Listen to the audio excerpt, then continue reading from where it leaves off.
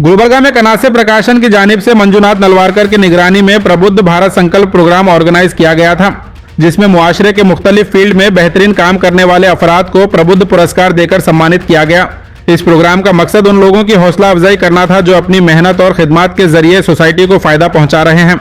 इसमें खासकर गुलबर्गा शहर के एक नौजवान और मेहनती पुलिस ऑफिसर बंदे नवाज साहब को भी उनकी बेहतरीन कारकर्दगी के लिए प्रबुद्ध पुरस्कार अवार्ड से नवाजा गया।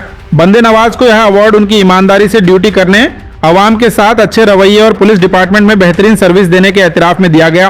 प्रोग्राम में मौजूद मेहमानों ने कहा कि ऐसे ऑफिसर्स मुआशरे के लिए मिसाल होते हैं।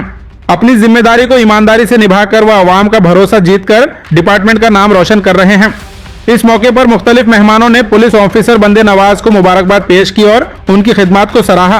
प्रबुद्ध पुरस्कार हासिल करने पर शहर के लोगों और उनके दोस्तों ने भी बंदे नवाज को दिल से मुबारकबाद पेश की है।